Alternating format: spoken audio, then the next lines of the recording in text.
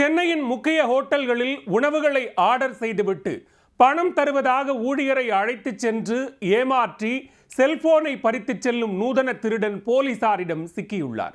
நூற்றுக்கணக்கான ஹோட்டல்களில் கைவரிசை காட்டிய நபர் சிக்கியது எப்படி? ஆண்பாவம் பட பாணியை பின்பற்றி ஒரு நபர் 100க்கும் மேற்பட்ட ஹோட்டல் உரிமையாளர்கள் தலையில் மிளகாய் அரைத்துள்ளார். பல நாள் திருடன் ஒரு நாள் மாட்டிக்கொள்வான் என்பது போல தொடர்ந்து மோசடி செய்து வந்த ஹோட்டல் திருடன் சிக்கியது எப்படி?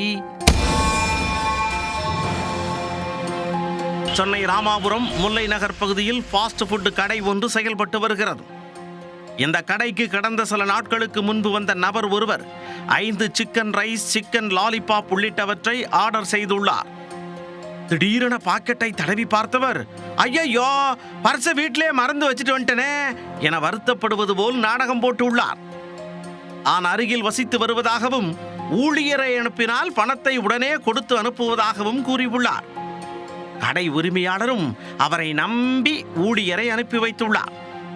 அந்த ஊழியரை அழைத்துக் கொண்டு அடுக்குமாடி குடியிருப்பு ஒன்றுக்கு சென்றுள்ளார்.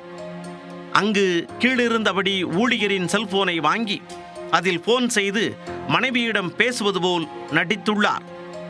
கடை ஊழியர் மேலே வருவார், அவரிடம் பணத்தை கொடுக்கும்படி செல்போனில் மனைவிக்கு உத்தரவு போட்டுள்ளார். பின்னர் கடை ஊழியரிடம், தம்பி மேலதான் என் வீடு இருக்கு, அங்க போய் பணத்தை வாங்கிட்டு வாங்க, நானே உங்களை கடையில வந்து விட்டுறேன் என கூறியுள்ளார். கடை ஊழியரும் அவரை நம்பி அடுக்குமாடி குடியிருப்பில் அவர் சொன்ன வீட்டின் கதவை தட்டி உள்ளார். அதன் பின் தான் தெரிய வந்தது அப்படி யாரும் அங்கு இல்லை என்பது. உடனே கீழே வந்து பார்த்தால் அந்த நபர் செல்போனுடன் எஸ்கேப் ஆகிவிட்டார். இது குறித்து ராமாபுரம் போலீசாரில் கடை ஊழியர் புகார் அளித்தார். வழக்கு பதிந்த ராமாபுரம் போலீசார் கண்காணிப்பு கேமரா மற்றும் அந்த நபரின் செல்போன் எண்களை வைத்து விசாரித்த போது இந்த மோசடியில் ஈடுபட்டது கொடுங்கையூர் பகுதியைச் சேர்ந்த 34 வயதான நசீர்கான் என்பது தெரிய வந்தது. அவரது வீட்டிற்கு சென்ற போலீசார் அவரை கைது செய்து ராமாபுரம் காவல் நிலையத்திற்கு அழைத்து வந்தனர்.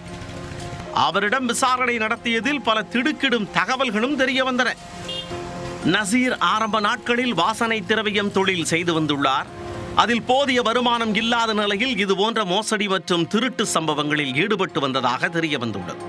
சென்னை சுற்றுவட்டார பகுதிகளான வளசரவாக்கம், ராமாபுரம், அண்ணாநகர் உள்ளிட்ட பல்வேறு பகுதிகளில் 100க்கும் மேற்பட்ட கடைகளில் இதுபோன்ற மோசடியில் ஈடுபட்டதாகவும் போலீசாரிடம் தெரிவித்துள்ளார். உணவு மோசடி மட்டுமன்றி நூற்றுக்கணக்கான செல்போன்களை அவர் திருடியிருப்பதும் விசாரணையில் அம்பலமாகியுள்ளது.